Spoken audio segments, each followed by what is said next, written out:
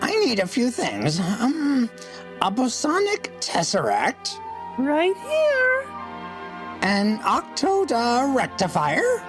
I have an octode rectifier. And something to play the podcast on. Wait, I'll get a Walkman from Charlie so that we can listen to this episode of the Retro Rewind podcast. Thunder Road 3 now online. How can I help you travel through movie space-time today? Course entered. Masters of the Universe, 1987. Is this correct? Course set. Rewinding in 3, 2, 1. Welcome, Rewinders and new listeners, to the Retro Rewind podcast, where we take a fresh look at movies and games from 15 or more years ago. I'm your captain of the former pod, Francisco Ruiz, and I'm joined by your XO and mine, Paul, the PaulJPowers.com Powers. You know what that means? According to my last name, it means I have the power. Multiple of them, apparently. Yeah. Also, for this discussion of the film Masters of the Universe, we welcome aboard for the first time video editor and host of the Fandom Nexus podcast, Jeremy the Spider-Pan. I have a podcast. There we go.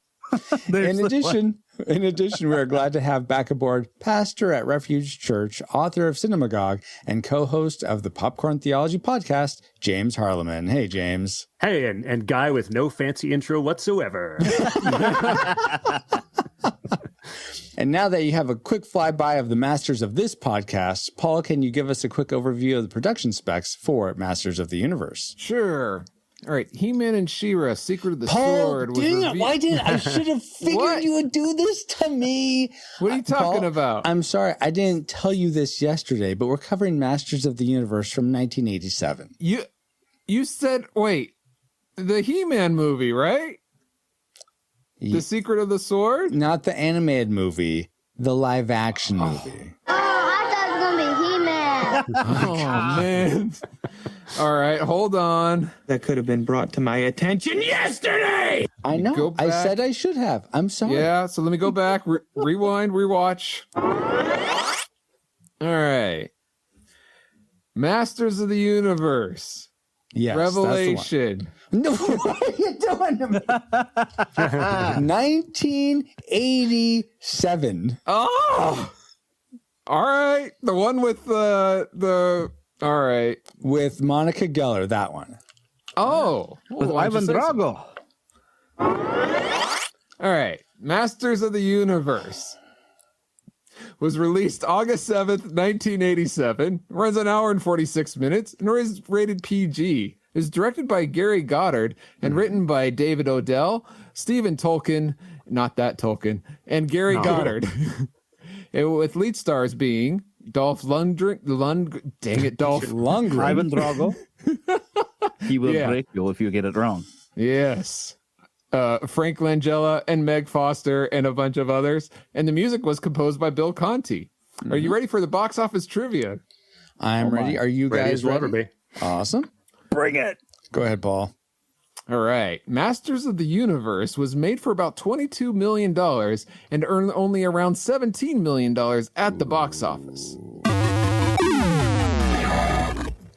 So given this fact, how high in the box office do you think it ranks among the movies released theatrically in 1987? This time we'll go for the top, I'll give you guys a break, 75. Okay. AKA it's not in the top 50 is what you're saying. Well, I was going to say top 100, but I wanted to give you... All right. Well, everyone in chat is welcome to join live also, but let's start with Jeremy. What is your guess for where Masters of the Universe came in the top 75 movies of 1987? Yeah, see, I can't think of any real big blockbusters from 1987. So, I mean, He-Man at least had some anticipation. Yeah. So I'm going to say it was maybe 34. 34. All right. James, how about you? Boy, that's... Paul might be trying to trick me, but he gave us that extra low. That's true. Good point. But as much as I adore this film, I vaguely remember that it sort of was a blip on the radar. So I was born in 73. I'm going to go 73. 73. Okay, that's fair. Then in chat, we have several guesses. Let's see. We have 74 from Geek Devotions. Welcome, by the way. Bobo guesses, of course, 42, as he's wont to do. Good job. The Rushmore Show, I think that's correct, guesses 70. Apple Dents guesses 36. And I'm just going to guess a solid 50. No, 50, right. 51. I'm going to guess 51. 51, wow. Are you writing all these down? Price is right, Francisco. The price is right. Because according to the-numbers.com, it came in at 62. 62? Ooh. Hey, so nice. I guess that makes, let's see. I think James might be the closest then. Oh, no. Yeah. Rushmore Show guessed 70. So just a little closer. Good job, Rushmore Show. Funnily enough, that might have been the channel I was watching He-Man and the Masters of the Universe on back in the 80s in Kansas City.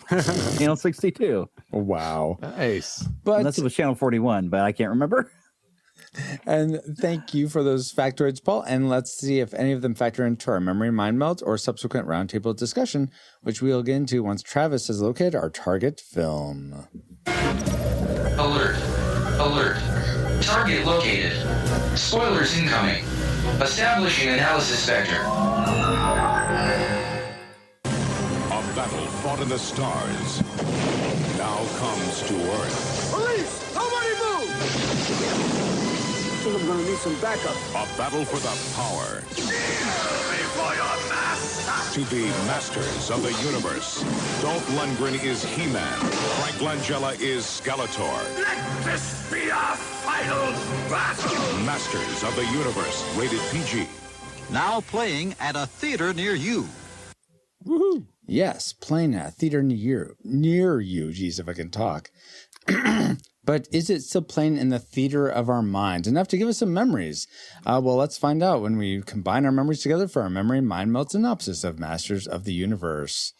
Skeletor has taken over Castle Grayskull, captured the Sorceress, and banishes He-Man, Man-at-Arms, and Teela to Earth. A not-Orco dwarf musician is on Earth trying to get back to Eternia and steals not KFC, while He-Man asks Monica Geller and Lieutenant Paris to help. Oh my gosh, that's right. Yeah.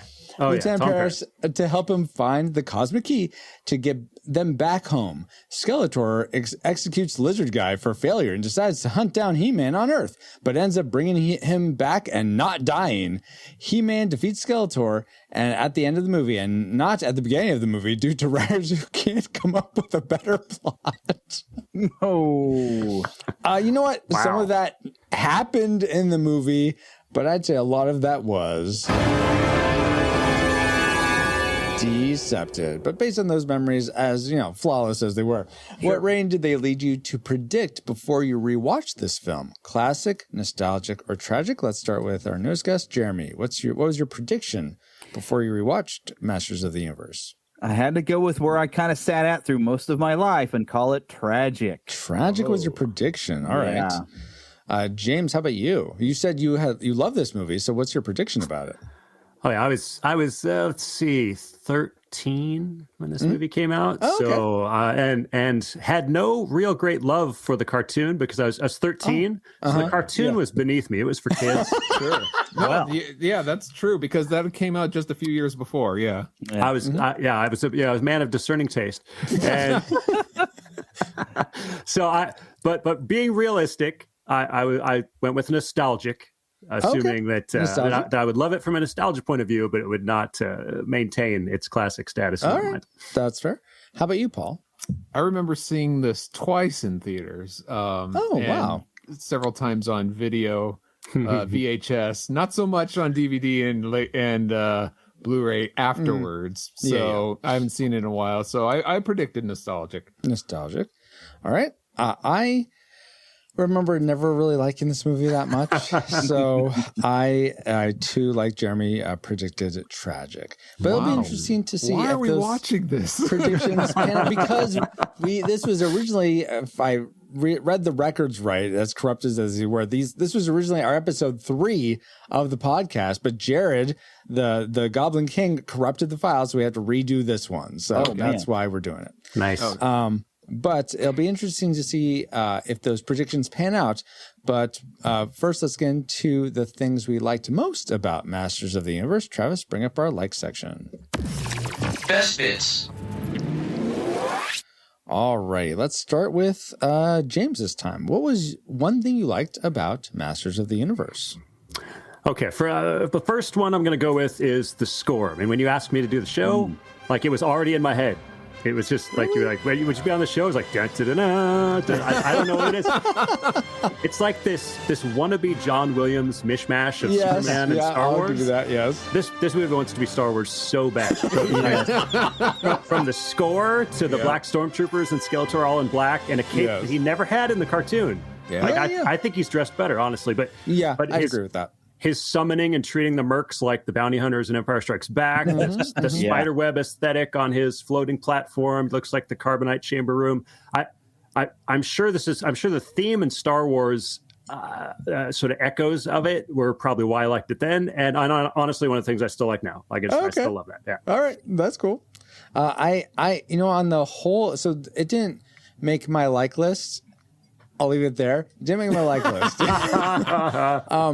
But I will say there were elements, especially the themes that were used for Skeletor and the other bad guys. I did enjoy those. I thought they fit very well and very amplified those characters. So I did like that aspect of it. Yeah.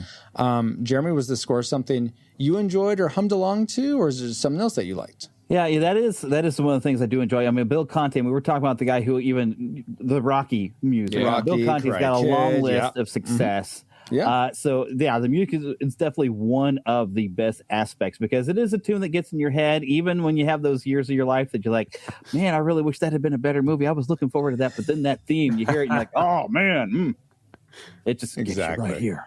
It is right in it was right in the childhood, you know. Exactly. Yes. Well put. Paul, did it hit you right in the childhood too, the score, or did something else get you going? I don't know. That's. I'll leave. I'm not going to touch that. All right, fine. What was something you liked about Masters of the Universe? That was really surprising that I enjoyed was the cast. Just everybody along. I mean, we already mentioned Monica Geller in there and Lieutenant Paris, but even down to like Meg Foster was in there, and Billy Barty in there, and then you gotta love Billy Barty. Don't forget Officer Strickland. Yes, and especially Lubick. I don't know, Officer Lubick. I mean, he comes in and nobody takes pot shots at Lubick. All right, speakers, you want to play games? Let's play. I mean, James Tolkien. I mean, he unfortunately. I'm sorry, James. I met him in person. He's a lovely guy, at least when I met him. But he is a one-character note, and that's true. And he plays that so well. I wish there was more of him in so many other movies. I love his character that he plays that one note so well. He does. Yeah, yes. Slacker. Yeah. And yes, Frank Langella was amazing. I'm sure someone's gonna mention that, but he ruled that movie. That was Frank Langella just stole the film. Yeah, he was so great. I'll go ahead because that was one of my likes. Was Frank Langella just laying on so thick as Skeletor, chewing the scenery might be another way to put it. Just really, you could sense that he really enjoyed what he was doing, and he's just really having fun with it. So that was very fun to see, and he felt like a classic cartoon villain come to life. So I really did enjoy that. It's interesting that I could see other people playing this and playing it over the top, but the way he played it, it still felt real within that. Yeah. So it wasn't too over the top, but he did a masterful job in that, walking that line. Because he's a master of the universe. Well, he wishes. And he's got a one-dimensional character. There's really one aspect of Skeletor the whole time, and he still plays it enough to where you like watching him. Yes, absolutely. Even when that's one of the things I put as my likes at the beginning is he makes a fantastic entrance with the Havoc staff, slamming it down as he marches into Grayskull, just announcing his presence, and that great turn he does. Yeah, you compare his entrance to the movie compared to Dolph Lundgren, where it's just like he pushes a message, and Dolph Lundgren just kind of turns around. It's like, hi, I'm He-Man. Hi. It's like your entrance was bad. Okay, compared to Skeletor, I mean, go watch Raiders of the Lost Ark and watch how Indiana Jones is introduced to the audience. I'm like, that's how you should have stepped into this movie. Dolph, come on. That's fair. He seemed a little expendable. Love it.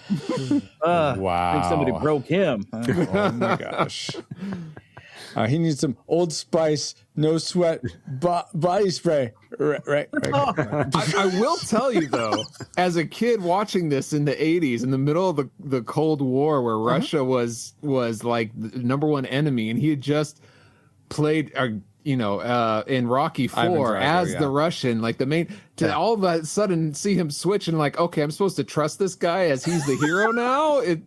I mean, Dolph. I like seeing him on the screen. I think he does fine. I can't imagine a better actor, but it's hard to get used to in my brain for that. Yeah, that switch. No, I get that. He looks the part, though. I mean, I was about to say, I don't know who would play better. See, I don't know if I agree with that.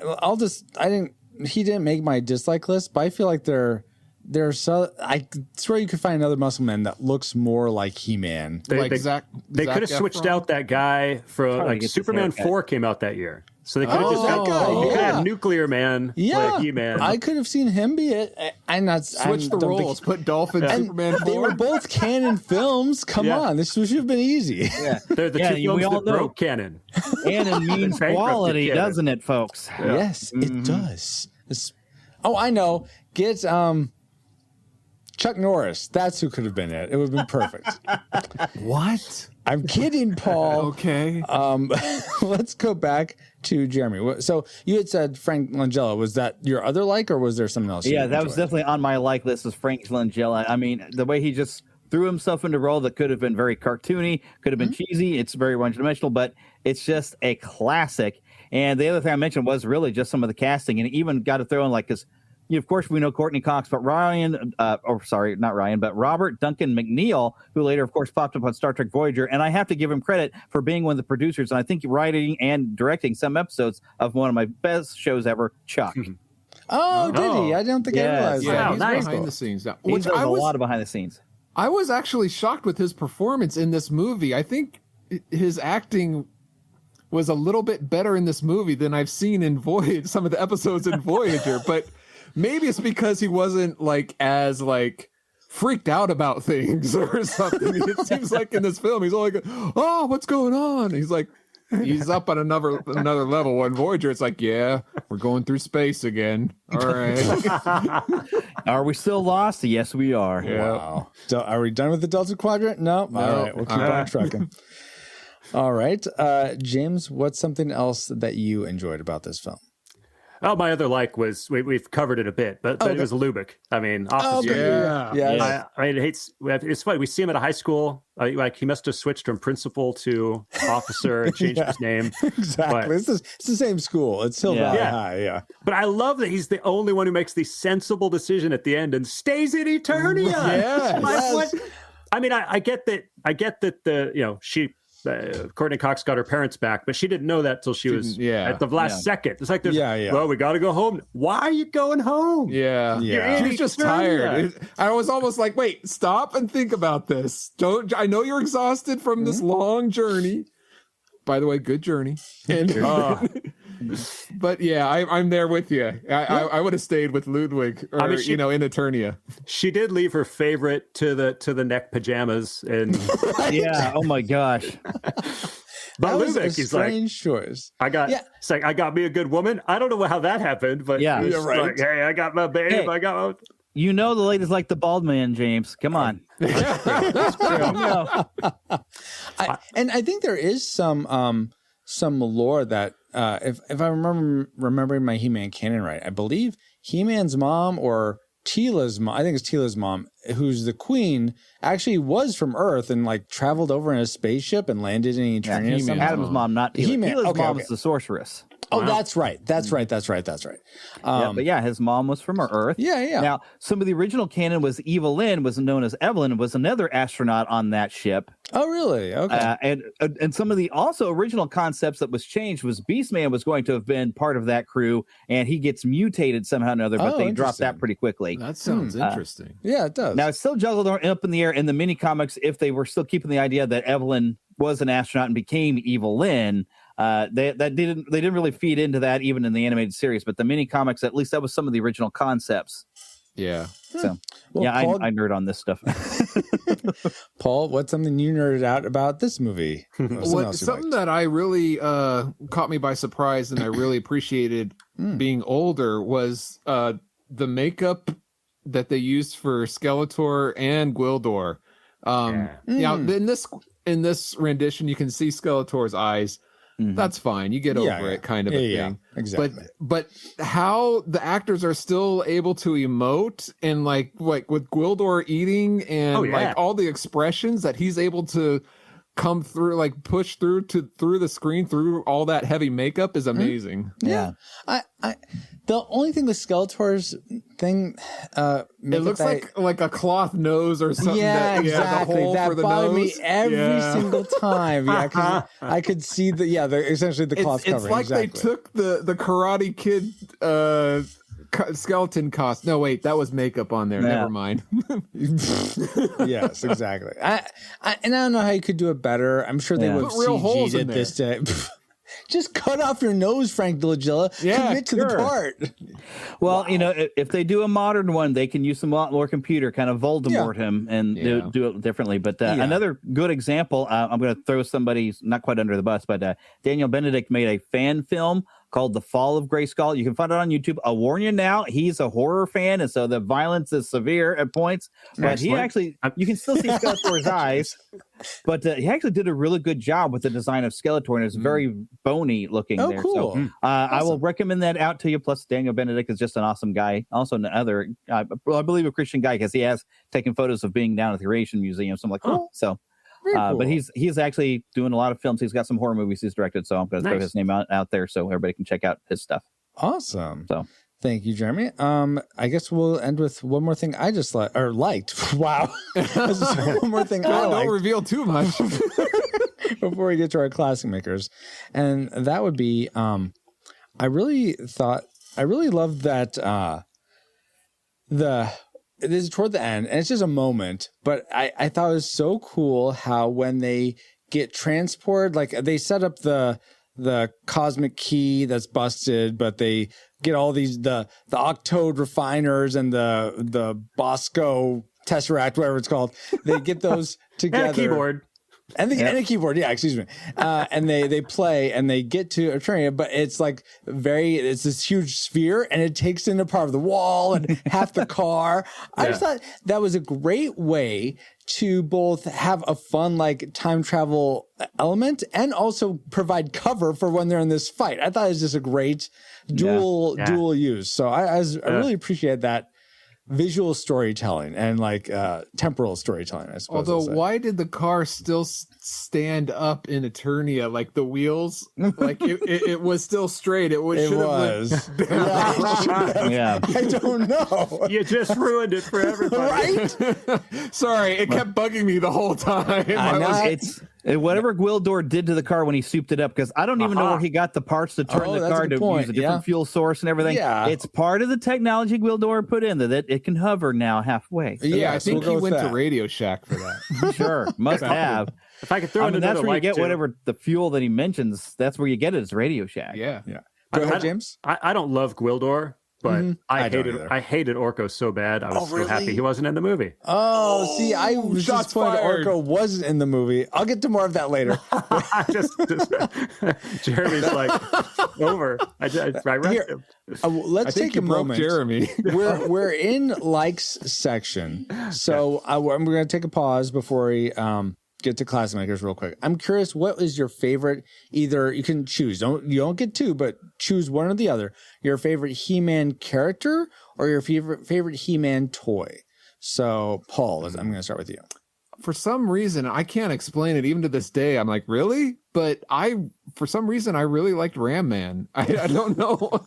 Maybe I had a lot of aggression. Like, I thought it was cool to like bust through walls and like. He didn't need to raise his sword. He was always ready to go. I liked Ram Man too, but I think just because I had the toy. Yeah, the toy's fun too. Yes, legit. Exactly. Yeah. Jeremy, how about you? I feel like I need to go grab my Ram because I've got the current Ram Man and I do have a classic Ram Man back there. Nice.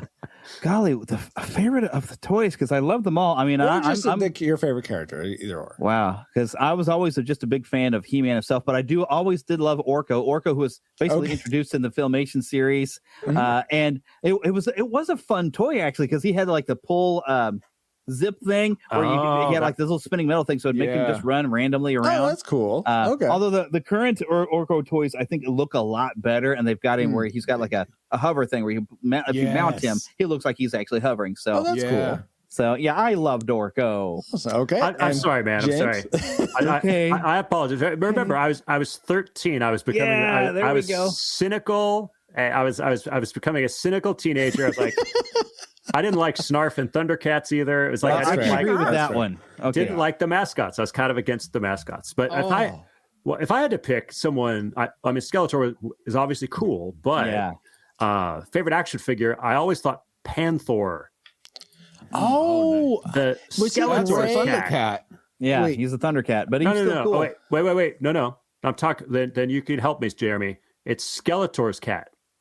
The purple cat one. The purple one. Yeah, I don't know his name. Look good. Yeah, I guess Panther. Oh, okay. Yeah. Okay. Good job, Jeremy. Yeah, the Thundercat one was. What's his name?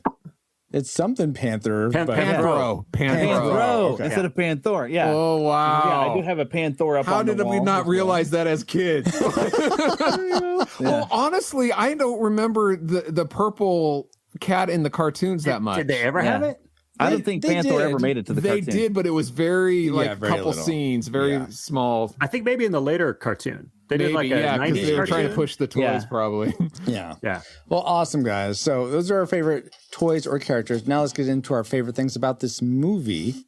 Paul, I'm going to start with you. What was your favorite thing about Masters of the Universe? James took off with it right away, and that was the music for me by Bill Conti. Yeah, guys, it's the best thing about this film. All right, okay. In my opinion. In your opinion, yeah. Was there a certain, in case I'm putting this under us talking about, was there a certain theme or if anybody goes online and finds the soundtrack, just listen to like the ending credits. I think it's like He-Man's Triumphant and ending credits. It's a longer song, but it has like all the themes in there. Oh, cool. It's like an overture of all. Yeah, very cool. Okay. Awesome. Let's go to Jeremy next. What was your favorite thing, your classic maker for Masters of the Universe? I'm going to sound like a broken record, but I'm still leaning on the performance of Frank Langella. Oh, okay. Like he was just, it was great. He just threw himself into a part that really he didn't have a lot to work with, but he just seemed to be like he was having such a great time. I mean, if not that, it's got to have been, and I think I have to really think back. It's been a long time since I had Gary Goddard on the show, but like they poured a lot of money into that Castle Grayskull interior set. And it is actually a really cool looking. It is. Even with you can tell the parts that are matte paintings that sort of like that make it look like it goes deep, but I still think they pulled it off pretty well. So I'm somewhere in between on like either Frank Langella's performance or just that set was just really cool. I mean, it didn't match what we expected because Castle Grayskull is meant to look spooky and scary because it's disguising all the hidden power inside, but it just gave a completely different feel to the throne room and just I don't know. It was otherworldly and kind of sci-fi, kind of Star Wars, but it was just really cool.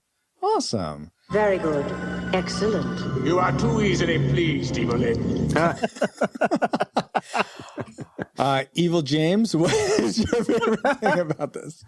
Well, I was going to go with Frank Langella, and I'll try not to geek out a little bit on that just to echo everybody's statements. But sure. But really, watching the movie again, something I'd kind of forgotten. It's not just Frank Langella. But I actually just played a clip that plays right into it. It's the Shakespearean-style souring relationship between Skeletor and Evelyn. Yes. Like, first of all, Frank Langella, Meg Foster, the best actors they're in a completely different film than the rest of the cast, in my that's opinion. True. I think I have to stop you there. It's Frank Langella and Christy Alley, obviously. That's what it always reminds me of. Yeah. You know, those aren't contacts either. I read that. I didn't realize it, but man. Again, good casting because I mean, she doesn't look like the cartoons or the figure, but she nailed that part. She did, yeah. But anyway, go back to their souring relationship, James. Yeah. But it's I do want to mention, it's clear that Langella loves it. In fact, I did some reading. Like, his kid loved He-Man. Oh, okay. And was running around saying, I have the power. So when he called, he's like, I want this role. I want it so bad. That's awesome. He loved it and relished it. And I think but he and her, like, it was just kind of fascinating. His Ascension speech still owns, by the way. But I forgot that kind of weird relationship and chemistry. In fact, one of the things I remembered being my favorite scene was where the execution of Sarad. Mm-hmm. And where he quotes Richard III. He's like, I'm not in the giving vein this day, and like blasts him and stuff. Yes. Is that the lizard guy? Yes. Yeah. Okay. Oh, I thought you were talking about Lord of the Rings. Okay. Yeah, I got a little confused there too. That's Sauron. Yeah. No. But that scene opens. He's got her head in his hands, and they're having this weird, tender moment. And but then, like a minute later, he's soured by her and kind of like sends her off. But she's not frightened of him at all. Right. Yeah. Mm-hmm. Like, everybody else kind of cowers back, and she's just got that icy it's blue. It's interesting that you glare. can see the subtext. He's playing her and she's playing him. Like they're playing their own game. Was she playing him? I thought she was trying to be loyal to him. Yes, but playing him in a way like when things got heated up, she found a way out, always had an exit ready. Her number one is still herself. Yeah. Well, see, I kind of felt like she got soured on him when it becomes obvious she's not as important to him as maybe she hoped or thought. Yes. So then there is that at the end. She's just subtext always confuses me. Peace out, right? She abandons him at the end. Exactly. And there's always been this subtext that they had some sort of other relationship. And I like the 2000X series, they call it, where they had, before he becomes Skeletor and he's still got his face on, he's Keldor, and that they have some sort of relationship before, all this.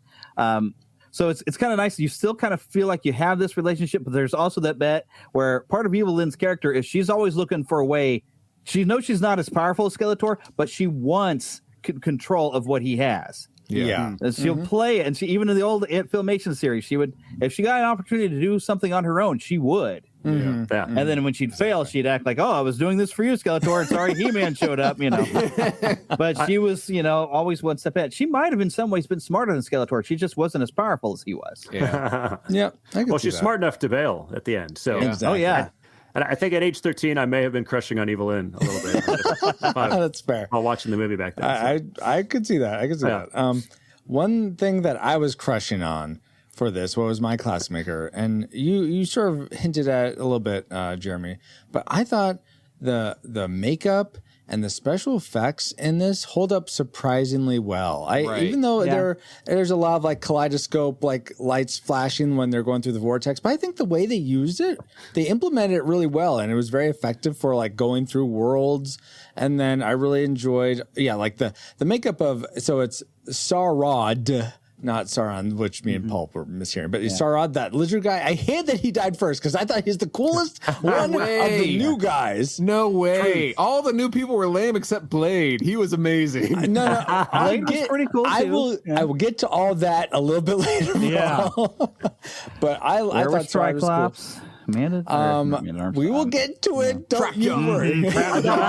I'm with you, Francisco. He even had those, like, he could pump out his... Yes, the sacks out. Yeah. Which is great if you want a Predator film or something.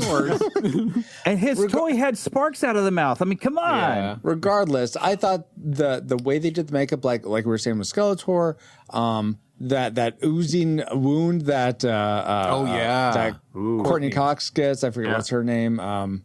Julie. Yeah. Played by Courtney Cox.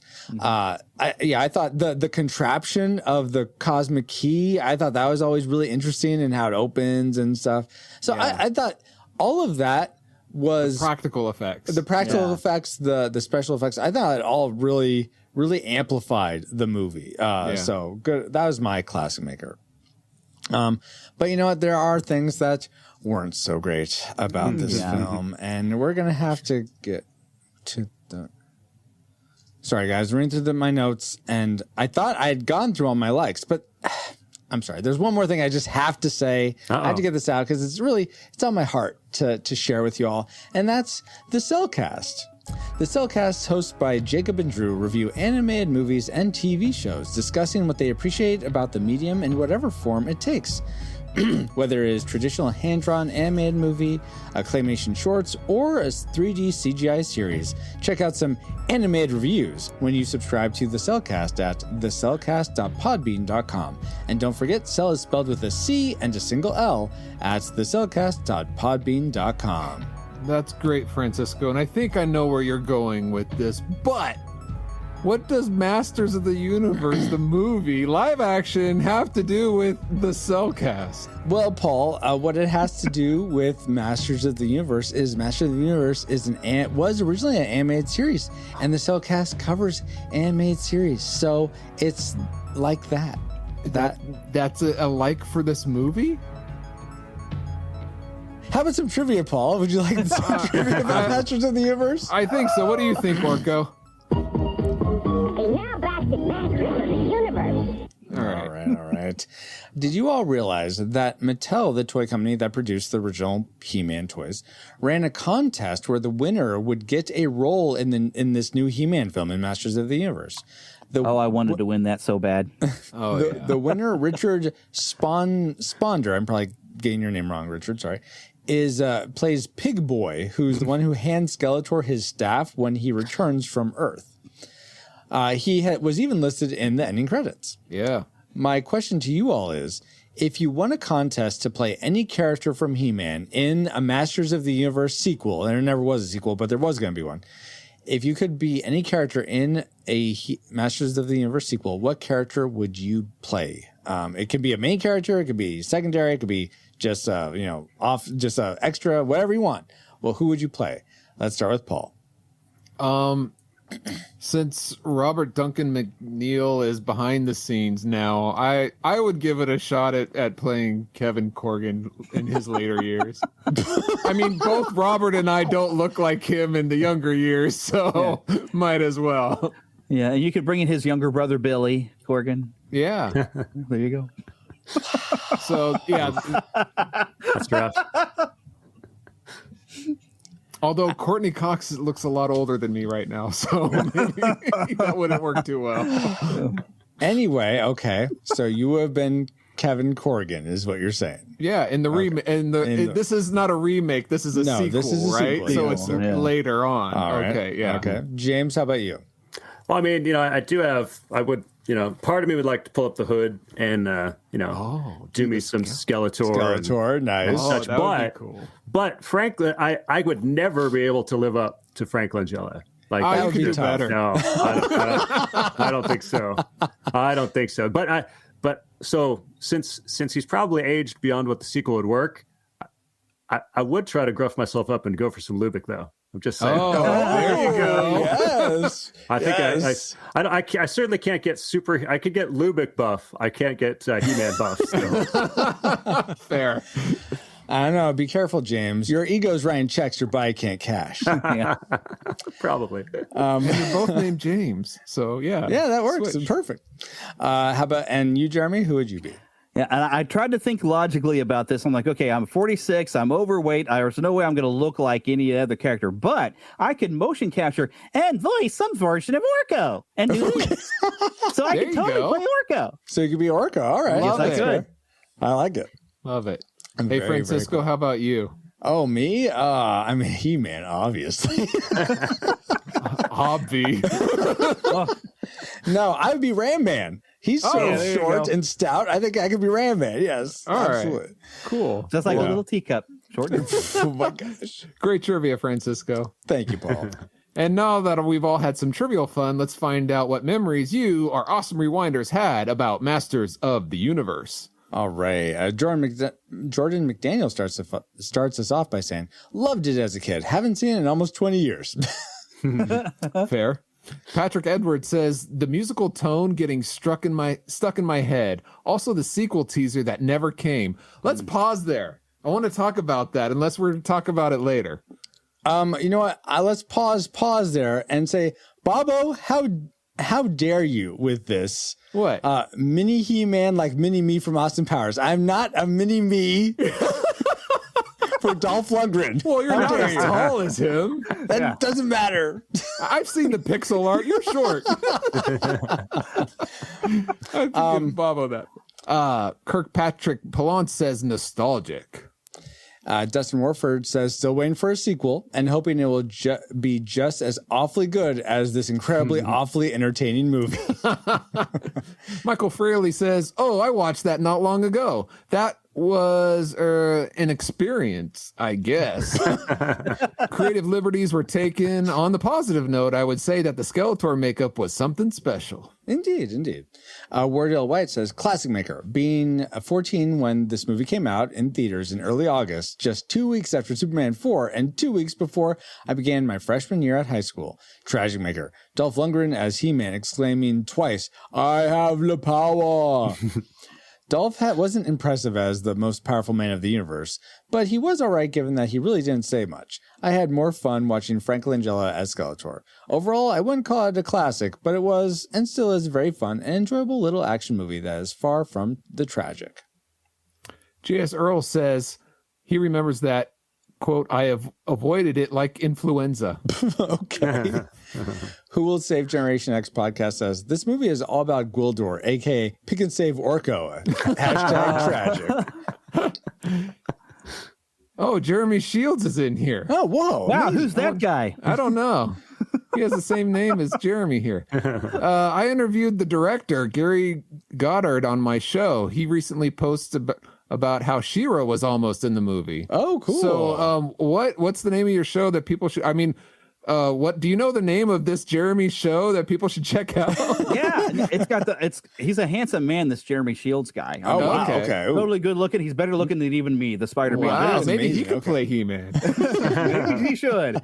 A fat He-Man. There you go. Neverland is a fandom nexus, and you have to go back. I think it was like episode 360 something where Gary Goddard is on. But if you follow him on Facebook, he shares a lot of set photos frequently, and he had like the original artwork of what She-Ra was going to look like in the film. And then he had the page out of the script where she was going to be at the beginning of the film. And I guess at one point he said She-Ra was going to be the one captured instead of the sorceress. And we see She-Ra inside there. And then they thought, okay, well, maybe we'll save that. When we get to do the sequel, we'll bring She-Ra in then. And then, of course, we didn't get that sequel. Yeah. But how cool would that have been? Getting the She-Ra movie. Yeah. Awesome. Well, thank you all for sharing your memories. And, you know, it sounds like Who Will Save Generation X and GS Earls sort of kick us into the things we didn't like so much, or they thought there were reasons not to like this movie. So let's talk about what we didn't like about Masters of the Universe. Travis? Worst woes.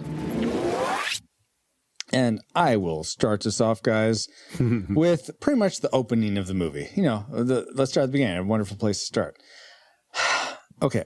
You guys like Bill Conti, but fine. You like Bill Conti, but Bill Conti, if you're going to start a Masters of the Universe movie, your opening theme needs to be at least as good as He-Man.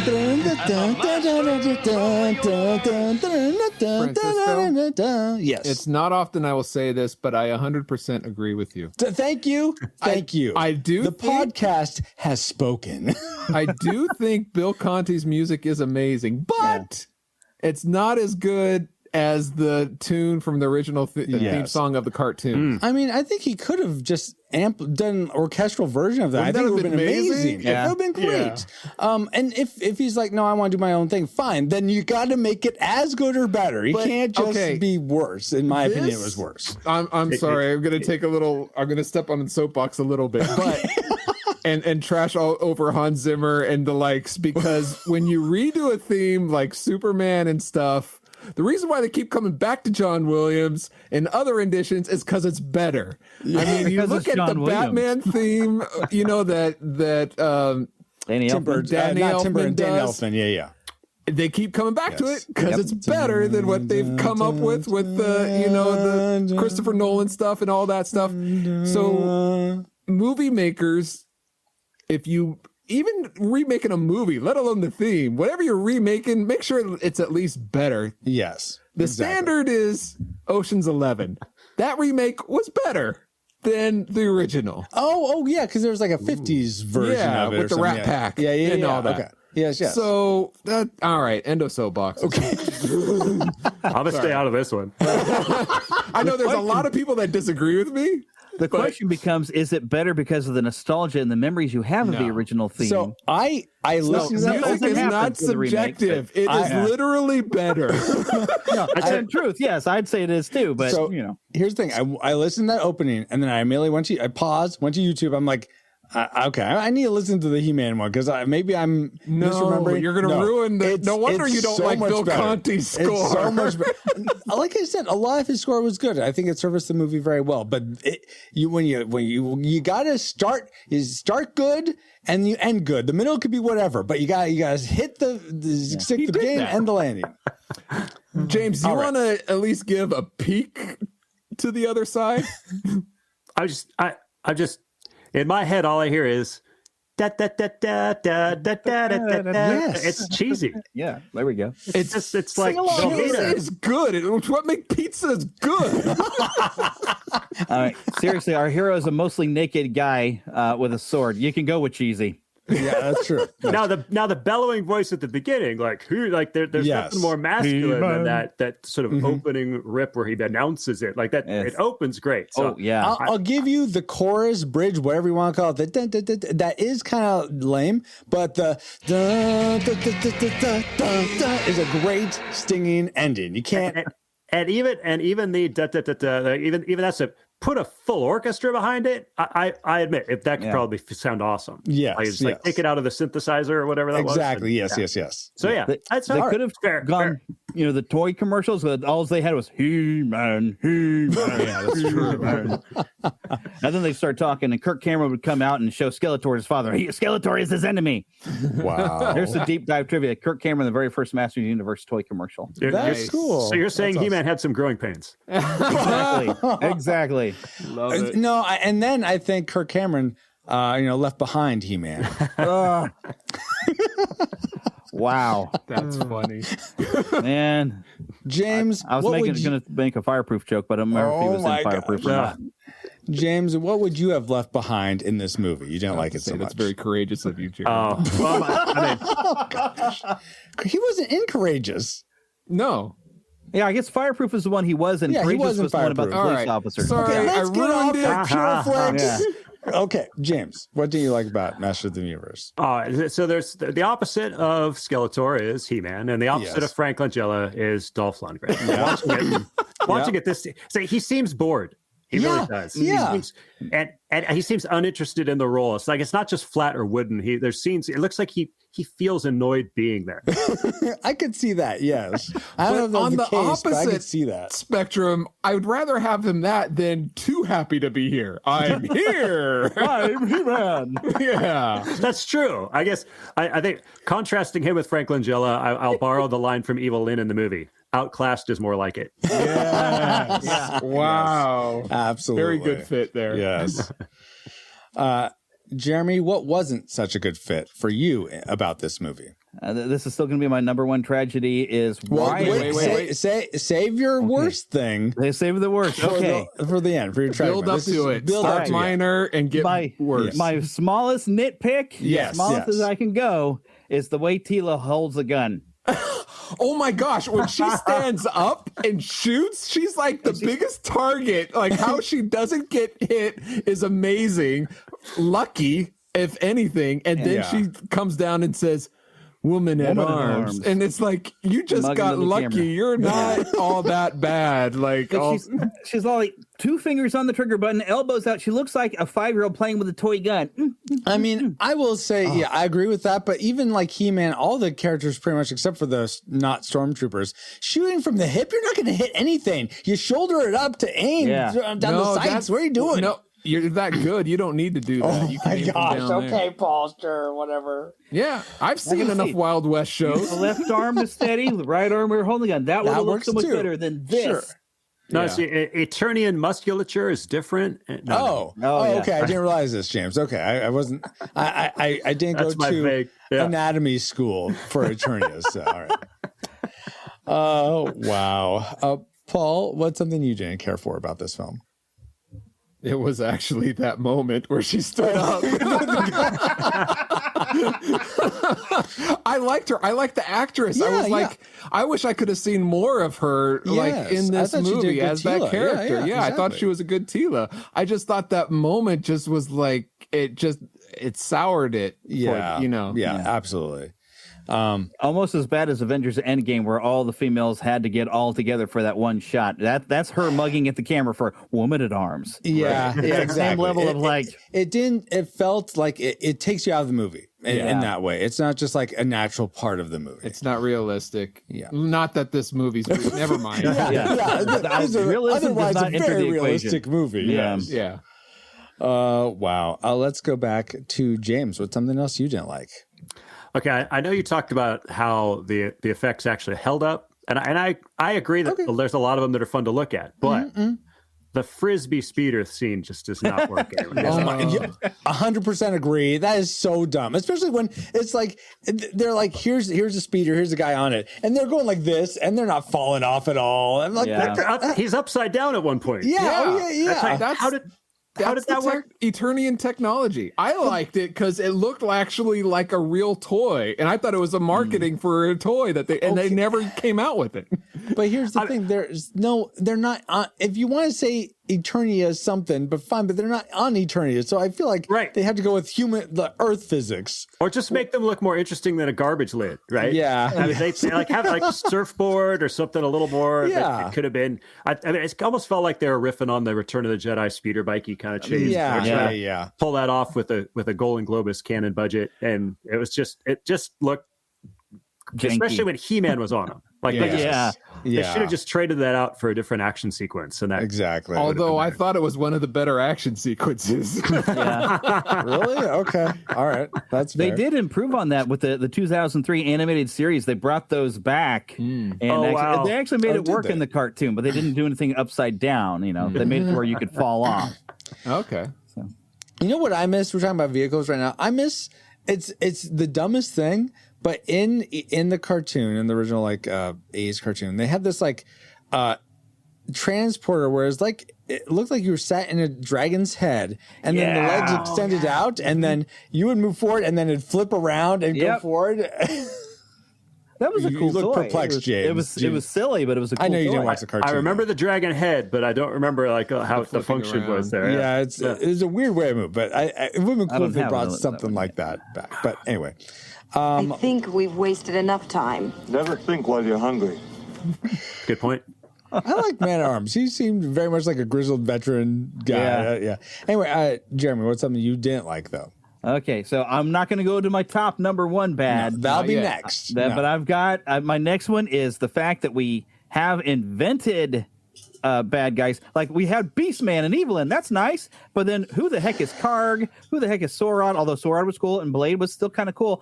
I mean, Blade could easily have been Triclops, but maybe they couldn't figure out how the actor would be able to see through a visor. I think it was just too expensive. Yeah. Trapjaw should have been able to get in there. And Trapjaw would have been much better than Sorod. Mm-hmm. I mean, that at least get some basics and throw Merman in somewhere. I wanted to see more of the actual characters and maybe even from the heroes. I'm going to hint at something else. If we'd have stayed on Eternia, maybe Ram Man could have shown up, or Stratos, or heck, even Mechaneck. Yeah. But no, we had to go to Earth. But I'm hinting. But and not this troll doll bathed in acid. Like Karg was the nastiest looking, weirdest afro. I don't know what they were going with Karg, but he's like, guys, can we stop talking about this right now because you're kind of stepping on something? Yeah, save it, Francisco. So we got these side characters and not more characters that we were familiar with from the animated series and from the toys. Mm-hmm. It definitely was something. Although I will say having Skeletor kill Trapjaw or something would have been bad. You're right. So having Sorod in there as being like, well, he's, you're not familiar with him. You don't mind if he gets nuked. Right. You need a throwaway character. You needed a throwaway. So I understand that. I was sad the whiny troll doll didn't get it. Yeah. Karg should have been the one getting toasted. Totally. Guys are horrible. Don't worry, guys. You'll have more. We can say more about this. Let's move on. Don't worry, Francisco. We're saying it now. You don't have to. We got more to say. I did predict tragic after all. Paul. Yeah. What wasn't your tragic maker, but something that was tragic for you? You go into this movie expecting a movie about He-Man, and it's He-Man Goes to Earth, which is fine for a goofy movie sequel, a fish out of water kind of a thing. Yeah. The first film about He-Man should be a movie about He-Man in Eternia. Yes. Yeah. And so like the whole plot, like a lot and I'm sorry, there are several plot things that just didn't make sense to me. And just the overall plot, it's like, this is what you go for? I mean, I understand going to Earth, it's people who've never seen it, something that they can relate to. I understand why, but I don't, but I don't think it works for its initial film. Yeah. We could have had the hero's journey of Prince Adam, but we got this. Well, exactly. That would have been amazing. So here's what I'll say to that. Here's Francisco's fabulous fan fiction. It's fabulous. I will say that that was going to be my next dislike. Is that why is there no Prince Adam? I feel like that is a nice sort of a nice corollary to, or juxtaposition, whatever fancy word you want to say, to He-Man, that you have this character that very much like Clark Kent, that people are just like don't think is very special or what have you. I thought it would have been cool if He-Man's great. I love the like muscle and I'm here with the power. I have the power, all that. I thought it would have been really cool if they just forego the whole Kevin and what's her name? Tiffany, Monica. Jenny, whatever. Yeah, Monica Geller. Forgo those characters. Let her go start a restaurant somewhere and go away.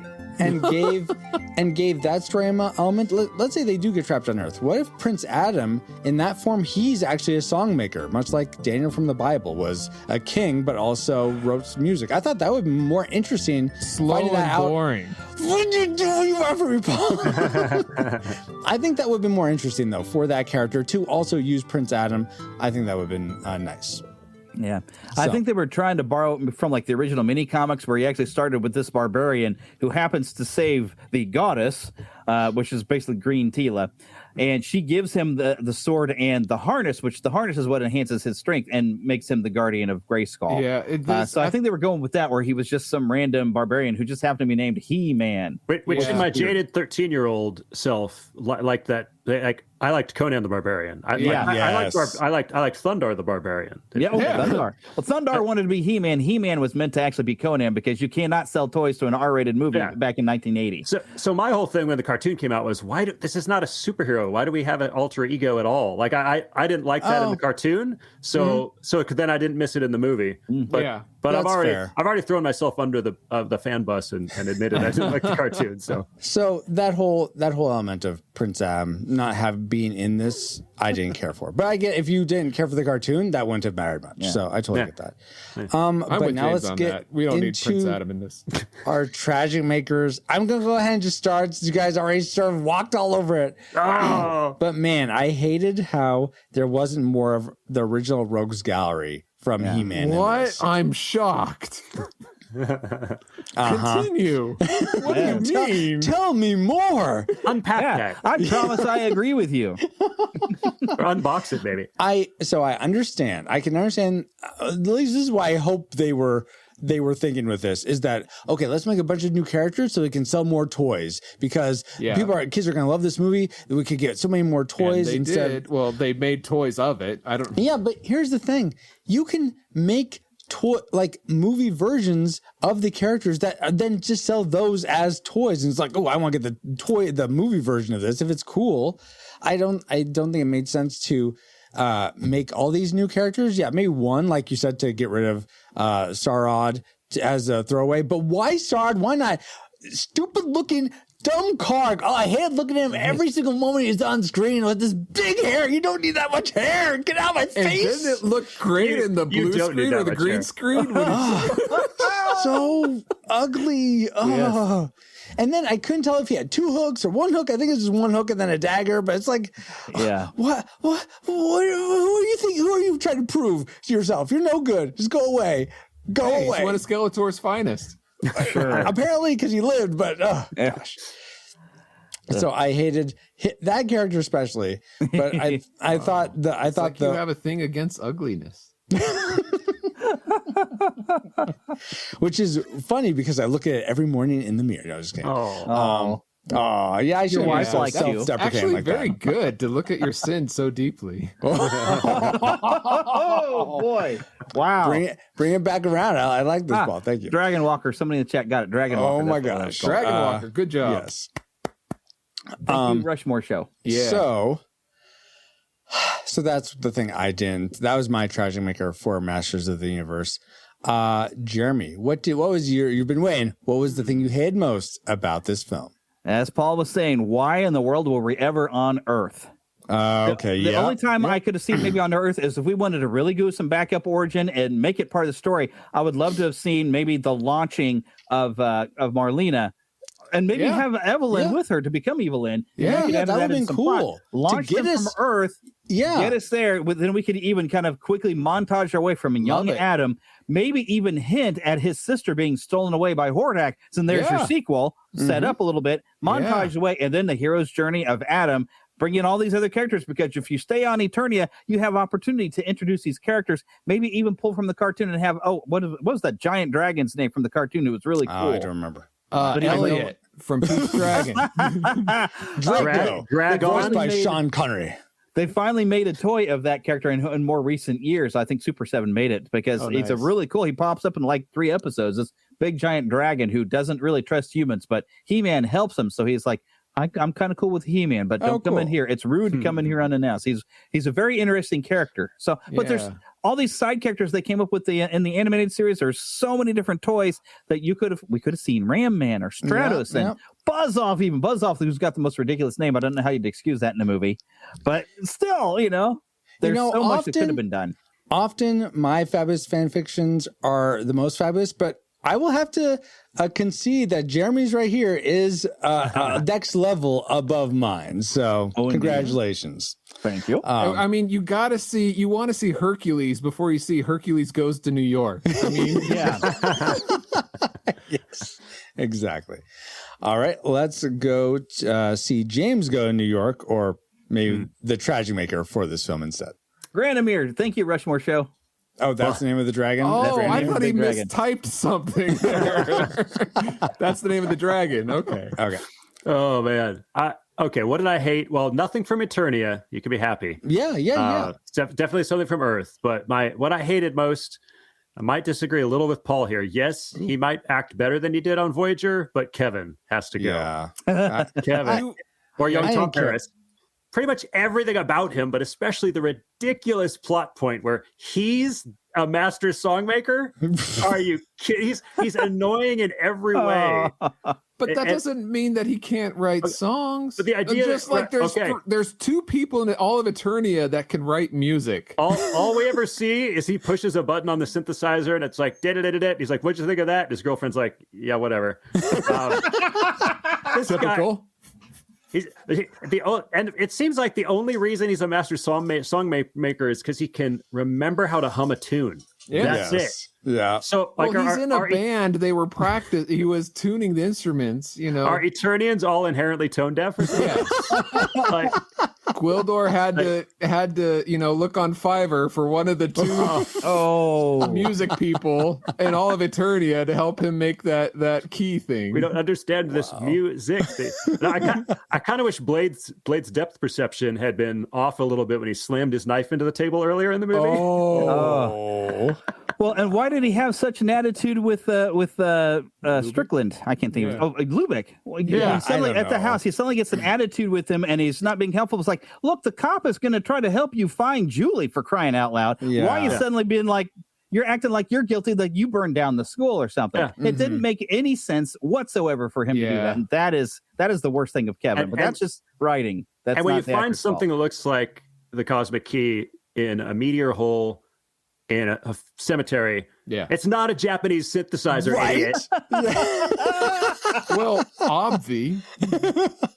What are you talking about? All the best stuff is made in Japan. Well, it is, but it doesn't show up in a cemetery in a hole. Yeah, it flew over from Japan. That's how it made the hole. See, if you never went to Earth, this wouldn't have happened. No wonder Julie should have just left him. I'm just like, he's going nowhere. Yeah, she tried. Why? But I don't get it. Why does she still stay with him? At the end, it doesn't seem like there's any setup for her to stay with him. She seems dead set to leaving him.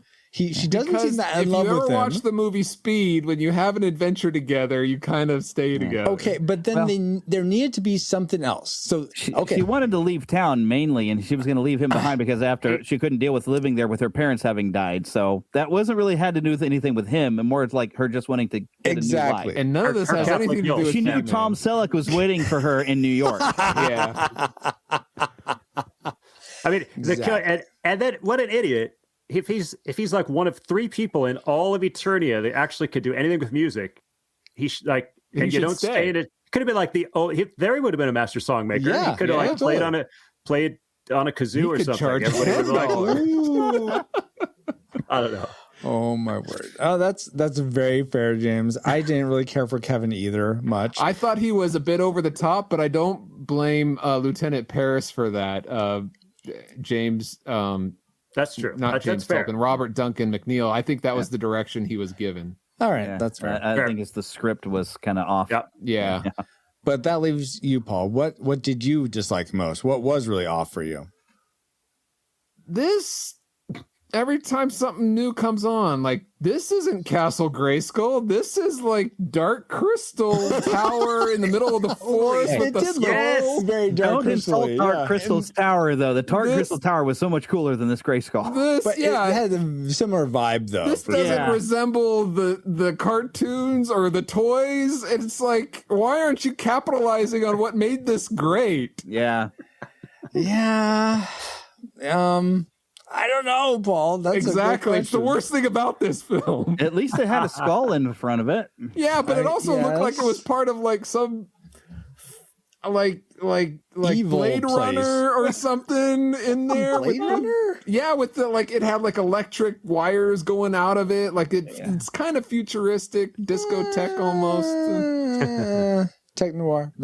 Yeah. But in the middle of a desert. Oh wait, that's the Dark Crystal again. Sorry. I don't know if I agree with the final analysis, but I agree with the assessment. So we'll go with that.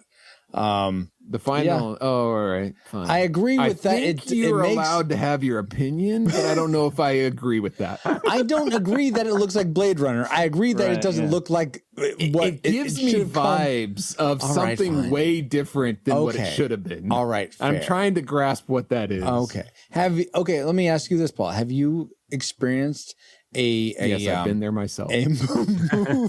A movie where it actually does a good job of amplifying the cartoon. It actually feels, and not like New York Ninja Turtles for real New York. I'm talking about like a fantastic place that doesn't exist on Earth that they make into a movie from a cartoon and it actually looks great.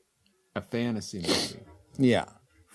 Gotham doesn't count either. That's just Chicago, New York. It has to be like none of the superheroes or none of those. And Jeremy or James, if you think of one, feel free to a live action fantasy. Now I'm even blanking on what's that. The closest thing I can think, I'm thinking Lord of the Rings, but that wasn't a cartoon. But the way they fleshed that world out, it Lord was of the Rings better than the animated. But that was originally a cartoon. That doesn't count. Yeah. Oh, fine. We come up with an example. I can't think of a TV cartoon that got adapted into a live action that looks better. And that's a fantasy. Honestly. Yeah. The Gummy Bears. Or sci-fi. It could be I'd love a movie too. of the Gummy Bears. Yeah, I think Paul tapped into something though. I think you just figured something out in me, Paul. But because it was sort of a weird techno future looking Castle of Grey. I think I really just wanted a Thundar movie. I think that's really what was. I was really. This was me. Cool. This was me trying to see it through the lens of a Thundar movie. I knew I would never get. It's more desert area, sure. Thundar is like a post-apocalyptic Earth, right? Or is that a different? Yeah, planet? it's like a weird. We need toys of that one too. Yeah. A Thundar toy would be awesome. So they're doing all these multiverses stuff. Can I get a Conan, He-Man, Thundar? I feel like there's one other one. Beastmaster. Beastmaster. Oh yeah, like a mixed universe. That'd be fantastic. I'd love that. At least not I all think the I same would. universe. Conan's not on Eternia. We've already got He-Man fighting Superman. Oh, that's true. That has happened. But now that we're done coming to blows about the things with Masters of the Universe, with the things we like, the things we didn't like, we've entered all our trajectories into the firing computer. Travis, do you have a firing solution for us? Firing solution complete. Salvo authority accepted. Ratings prepared to launch. Coming in hot. This is great. Rushmore Show says his tragic maker was no Cringer or Battle Cat. That is an excellent point. Where's the Battle Cat? He's back on Eternia. Yeah. With King Randor. And Queen Marlena. People who didn't get to make it into the movie. What? We've come to the moment of funny? truth. I didn't realize to this watch that the sorceress is the same actress that plays Monica Geller's mom in Friends. Wait, yes. what? It is? No. Really? Yes. Wow. Christina Pickles? Is that her? Christina Pickles. Yeah. Oh, wow. I didn't That's realize crazy. that was her in Friends. Yeah. So they had little mini Friends pre-reunion. Pre-union. Yeah. I think that's what that's called. Yeah. Yeah. Anyways, do we rate Masters of the Universe a classic? We'd recommend anyone go see it, whether or not they've seen it before. A nostalgic, if you remember watching it as a kid or young adult and you liked it, yeah, check it out again. You'll have fun reliving those fun memories. But if you've never seen it before, pass it on by. Or do we rate it a tragic? It's not worth anyone's time. If you've never seen it before, definitely keep it that way. And if you have seen it before, don't sully any good memories you might have of it with a rewatch. So we'll start with our guests as we'd like to. Jeremy, what is your final rating for Masters of the Universe? You predicted tragic. Where did it actually end up, though? Well, I have to go back to like being able to share memories. Like my buddy Philip, who's actually not even my pastor, how he had a love for this movie this whole time is remembering when he went with his father to go see the movie in theaters. Now, I didn't see it in theaters. I saw it on video VHS later. But as I've gotten older, I never grow up because I am the Pan of Neverland.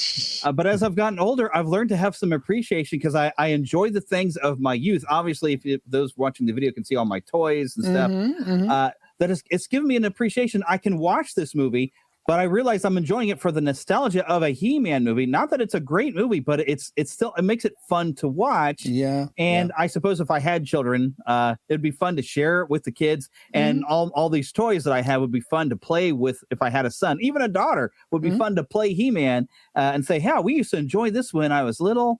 And, you know, I'd watch the cartoon with my kids. I'd watch this movie with my kids. But it's all the nostalgia of it would be fun.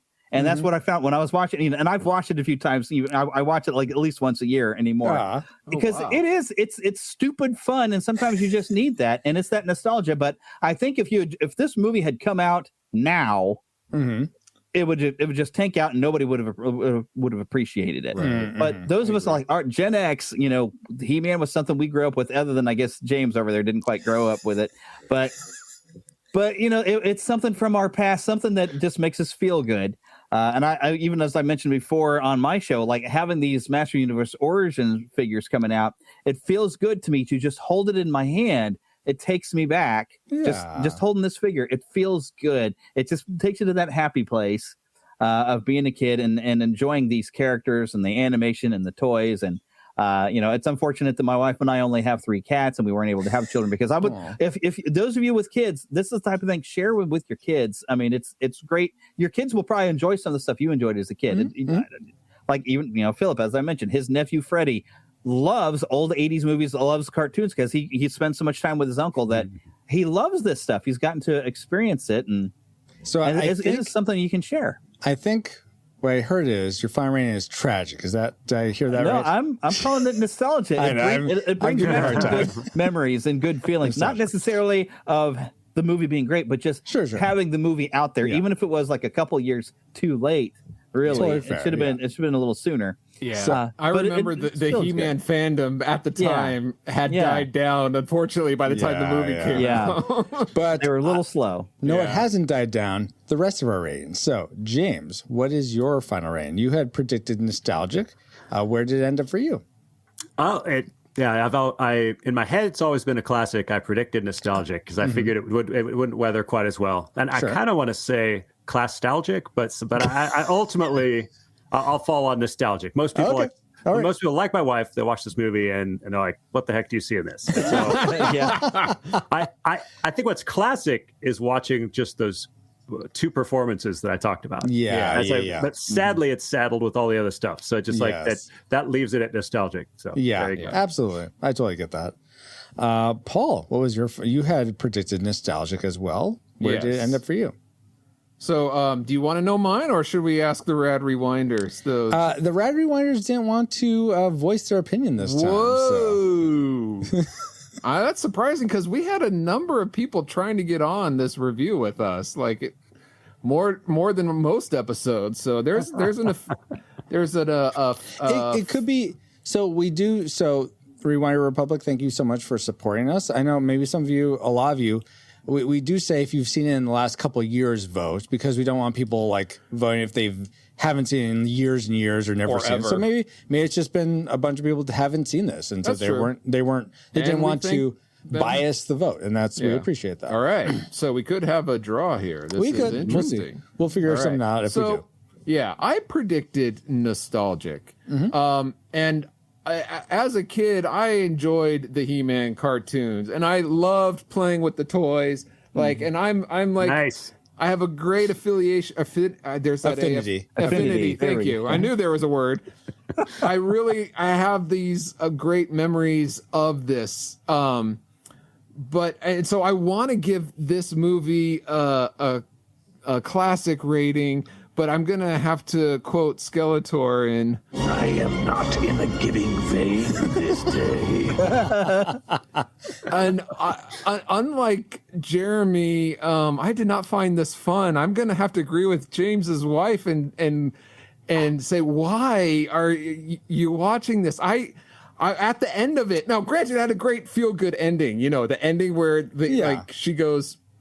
back. Oh, speaking of ending, why are her parents back? I didn't quite understand that. Because Gwildor took her back in time, not only through space, but he said he could take her back in time. So he took her back to before her parents had died. Even though she looks the same, she's because it was recently. Okay. Yeah, that makes sense. Okay, it's kind of like Superman suddenly getting the powers to throw his S at General Zod. You know, he all of a sudden, where's this bit? Oh, it's convenient. All right, yeah. So besides all that, I at the end I was like, what's the point? I did not get anything out of it. So I unfortunately gonna rate this tragic. Really? Oh my gosh, I was not expecting that. Yeah, I was not either.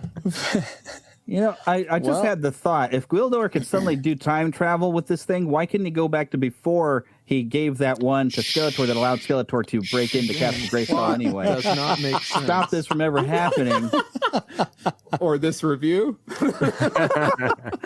I feel like if you ever watched that one YouTube guy, the like a movie pitch things where he makes jokes and makes fun of the movies.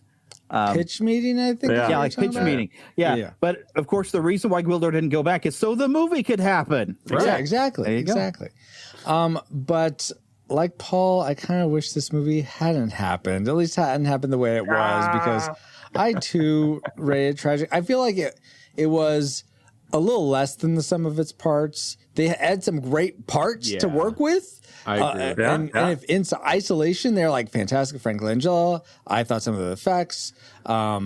James Tolkien for his one note, but it does it so well. There's some great parts about it. But some of Bill Conti's music, not all, but some. But yeah, I think you just need one piece to be a bit more, and this definitely would have sold it for me. If you could have had a better He-Man, I think that would have been fantastic, or more Eternia, that would have been fantastic. It didn't quite make it. So or more original characters. Yeah, less. Sorry. Yeah. The original toy characters. Original cartoon characters in the movie. Yes. But for that, according to the Retro Rewind podcast. Wait a minute. I have waited so very long for this moment. So according to the Retro Rewind podcast, we're going to have to rate this. We're going to go to the future to find out what our Rewind Republic rated this. So what did they rate? Francisco from the future. Yes, Francisco from the past and panel from the past. With one vote making the difference, Masters of the Universe was rated tragic by our Rewind Republic. So, according to the Retro Rewind podcast at large, we rate Masters of the Universe with 3 tragics and a nostalgic, a disputed tragic film. Now back to Francisco, Paul, James, and Jeremy from the past. See, okay, see, the masses agree with me and Paul. We have we're on the pulse of the people. Boo! Where are you going? What you want to come watch this movie? What do you want to come back like Skeletor or something, James? Yeah, that's right. I will just pop right back up. I'll be back, and it'll be classic. One day we will get a new Masters of the Universe movie, and it will be the most amazing movie you've ever seen in your life. I hope so. There's potential for it. But let's talk about that ending. Most people don't really like the very ending after the credits. A lot of people didn't find out about that until like the internet or later. Yeah. I didn't stay long enough in the theater to find out about it. Oh, okay. And I didn't have very many friends to talk about it with either to stay. But I remember like having it on video and not stopping at the end, just letting the credits play and just like doing something else, kind of like what we did with like CDs when we accidentally found a hidden track at the end and just letting it play. Yeah. So I found it out that there was a little scene there with Skeletor at the end of the credits saying he'll be back. I was curious where you guys landed on that. Did you know, and when did you find out? I was in the. I think I saw that just with my brother. Like my parents would make us leave early sometimes, but we loved to stay like through, especially after like the Star Wars movies were coming out, right? So you want to stay all through that John Williams music. Very end. So we kind of had that tradition of staying till the end. Oh, nice. And so then it was like, wait, what's happening? That's cool. Yeah, I was in theater. Yeah. That's awesome. How about you, Jeremy? I was probably an adult when I heard that there was a thing at the end, or it might have been part of discussion. I remember actually having, when the Teenage Mutant Ninja Turtles movie came out, this is the way my young brain kind of worked. I didn't like that they killed Shredder because I thought, because they might want to feel consistent, they'll stop the cartoon because you've already watched Shredder die, so now people will be confused if they watch the cartoon. I was thinking that, and part of the reason why I thought that is like this, for some reason, my brain associated when Skeletor died in the movie, that's when the animated series was gone. But the animated series really was gone. They had stopped making new episodes. It was just being rerun all up to this point. But my brain kind of equivalent that like, if Skeletor dies, well, darn it, then they're not gonna do that, or Shredder's gonna die, and so that's over. No more cartoon. But then I think somebody might have pointed out to me at the time, so didn't you say at the end of watching the end of credits, Skeletor comes back? That might have happened, but I don't recall if that's happened. It's like I have that memory, but I'm not sure if it's real. I think mainly I was probably an adult when I heard about that, and it might have been the internet. You were decepted. Exactly. For me, Paul, I don't remember. I think it was probably as an adult also when I rewatched this at some point for some reason. It may have even been one of the lesser known stingers at the end. This movie actually has one. That one in the 80s. Did they? I mean, it was so rare. But the only other one I know of is Adventures in Babysitting. There's a thing at the end of that movie. Well, the one that I always go to is, and people don't really count it, but I think it works, is Ferris Bueller's Day Off. Because there's a whole scene through the credits and then after. They're still here? Yeah, exactly. Go home. Awesome, guys. Well, now it's time. We can't head back to 20XX yet, but we can still, while we're waiting for Travis to figure out where we're going next, I think we're trying to head back to 1983 to see if the Fix-Its will help us to, or the Fukusa will help us to get the escape pods working again and whatnot. But while we're here, let's find out where we can all find James and Jeremy and Paul and me online. Return to 20XX overridden. Comsats broadcasting while awaiting return coordinates. I don't know what he's saying. Comsats broadcasting while awaiting return coordinates. Something about 20XX. I don't know. Yeah. Oh my gosh, Paul. Well, it feels good to still be here, hanging out with you guys, and we wouldn't have been able to travel to 1987 to begin with if it weren't for our amazing reflex capacitors, namely Deborah Powers, Geek Devotions, Drew of the Cellcast, Ashley Ruiz, Kennethan, Fabulous Lomax, Rosie Lomax, That's Our Babo, D. Tungsten, Dale, Mr. Lost, Gerald Hafner, Cool Deluxe, in addition to 2 other awesome patrons as well. Thank you all so much for keeping the gigawatts coming. And if you want to help us keep flying and get bonus content for your generosity, and maybe even help with this review of this, even though it's probably too late by the time you're hearing this. Anyway, head over to retrorewindpodcast.com/support to start. So here is normally where I play a bumper for, pauljpowers.com. but and it usually has something to do with what we're reviewing, but sometimes it doesn't. So I'll just play something random. Either way, we want to bring you the best quality of what we're doing. Your best. Losers always whine about their best. Winners are sponsored by PaulJPowers.com, like this stream here. Yeah. So, Francisco, is there some ways that people can support the show that doesn't involve emptying their bank account? Actually, yes. They can get a shower, a shave, and a feel of a shoot by all you have to do is, you probably enjoyed this episode if you've made it this far through all these shenanigans. So if you aren't driving, why don't you tap the share icon on your podcast player for this episode and send it to a friend saying, hey, I know you like He-Man, I know you like Masters of the Universe, what have you. And I thought you might like this podcast where they talk about it. And so that'd be a great way to help. For free.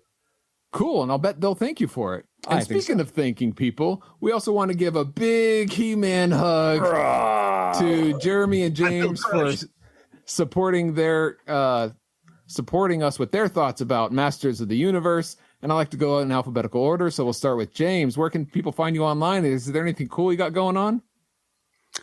You can find me at cinemagog.com, and if you can't spell that, just go to popcorntheology.com, and you can find contacts and things from there. You can also find me on Facebook and Twitter and Instagram, and it's just it's facebook.com/Harlemanic, so just my last name, IC, Harleman IC or Harlemanic on Twitter. And I actually am pretty excited. I have a new edition of my book, Cinemagog, coming out here in November. So just in time, everybody can get a hardback or a paperback for Christmas, just talking all things film and faith, and just trying to understand how and why we tell stories and what kind of underlies those. And so that's my fun and a lot of dream. And I'll be working on a sequel book dealing with the last decade of superhero films and franchise IP that's coming out probably next summer. So very cool. Yeah.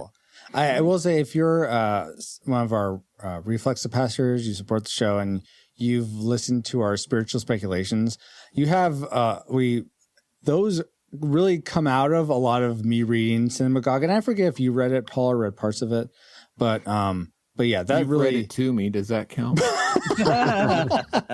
Yes, that counts. So you tuck him into bed and read the story. Audiobook.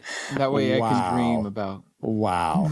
But no, so thank you, James, for inspiring us to do this other segment. I really appreciate you writing that. And that's awesome that there's a new edition coming out. My brain just went Princess Bride. I'm saying Francisco as Peter Falk over there reading. Is this a kissing podcast? Chapter 1. It was a beautiful day. I can't. All right. And Jeremy, thank you so much for coming on. Where can people find you online, and what do you have cool going on? I'm in a lot of places. Of course, you can find nearly everything at neverlandpodcast.com. Of course, also on YouTube, you can find an official Neverland podcast channel where you'll basically have video versions of the podcast because people told me they like to listen that way. And also, I have the Neverland official gaming channel, where coming up in this with spooky season, as I like to call it, I'm going to start playing some scary games. This is my third year I think I've done it, where I call it Scare Play. And I've picked up some stuff on Steam that was free that I've never played before. Plus, today I picked up Phantasmophobia or whatever, and Demonologist. Yeah, where you're trying to hunt ghosts or something. Yeah. I'm looking for some people to play with me because it's supposed to be multiplayer. So, hey, if anybody's interested. But I do plan on sharing some video of that. So I've got kind of an event. If you like horror games, which is weird for me because I don't like horror movies, but I love horror games. I think it's because when I play Resident Evil, I get to blast the monsters and I don't just get slaughtered by them. Okay, so there's a difference. I'm sorry. I'm just getting vibes of, hey, I have a new Ouija board. I'm looking for friends to play with me. Well, not quite like that. Okay, good. If you see the Ouija board, you should probably burn it. But so, there's places on YouTube. Also, I do have a Rumble page. And of course, if you're looking for some fun on Twitter, the only thing I really post to Twitter is when a new episode comes out of the podcast. But I can be found as the Spider Pan in a lot of places on Instagram, on Twitter. Also on Facebook, you will find I don't know whether to call it a fan page or a like page, but there's also a group there as well. The group is a bit more better for interaction. I'm trying to be more active on that. I've kind of let that slide over the years, but I'm coming back. and we're doing some stuff. I'm not nearly the meme lord that Paul is. Right. But, Paul is the meme lord. That's he true. is the meme lord. And that still was, that meme you posted earlier today was still the best meme I saw today. All right. It did not change. Cool. You have to have seen all them Facebook in order to get that, because he posted that fun little thing of Homer and Bart with like, so far. I'm like, actually, no, that was the best one. It still was. So you're going to have to probably get that. I actually do like horror movies, Jeremy. And in fact, we're heading into the horror month. On Popcorn Theology, our podcast is going to be covering, we're starting with Haunting in Venice, kind of mystery crossover. That wasn't really a scary movie. It had moments. It's so yeah, we're sort of dipping into our horror seasons, and we're actually going to have a couple guys who do short films, horror short films. We're going to have a couple guests that actually are kind of connected, and so it's going to be an interesting month. Some film reviews, but also some guests and some cool interviews too. So. Well, very cool. So I will say, I do like old horror movies like Vincent Price and like the old classics that didn't rely on gore. That's the main thing. I don't like a lot of gore and crud and stuff like that thrown at me, but good stories. Ooh, there you go. Nice. Especially, what is the Haunting of Hell House or whatever is the Vincent Price where they're all in the asylum? House on Haunted Hill. House on Haunted Hill. I love that movie. That is a good one. So I mean, there is stuff I like from horror. I just don't like modern horror. I don't want a bunch of blood and guts. I'd rather watch Poltergeist. That's the most recent I will go over, any. I don't do slasher movies, although the first Halloween I did kind of enjoy watching it edited, because it's not a gory movie anyway. It's more suspense, and you didn't have all the stupid tropes that came up yet, so there are some stuff I'll watch. But it's time to slash this show because there we got going. But I babble, again. okay? Have you noticed? Thank you again so much, Jeremy and James, and my awesome has the power friend Paul, and all you rewinders, new and old, for another fun voyage. You're welcome. And you can find me, PaulJPowers.com at PaulJPowers.com. Oh, everybody say it together. Apparently we need to say it all together. Yeah. Yep.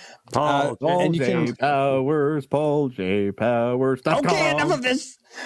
You can find me on our Discord for show announcements or just to say hi.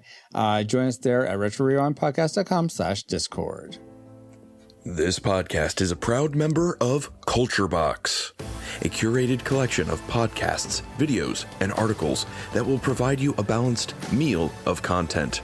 You will find culture celebrated for its past and future, satirized for its extremes, explored in study, and created anew in story. Point your web browser to culturebox.media.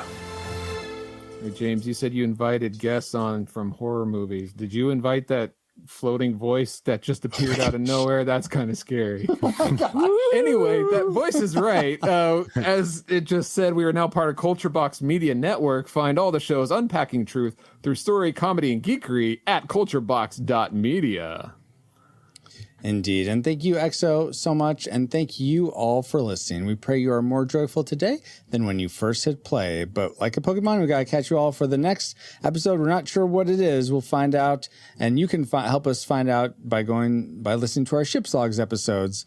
But wherever it is, we'll see you there on the next episode of the Retro Rewind Podcast. Rewinders of the Lost Pod mission complete. Review audio ship's logs for more details.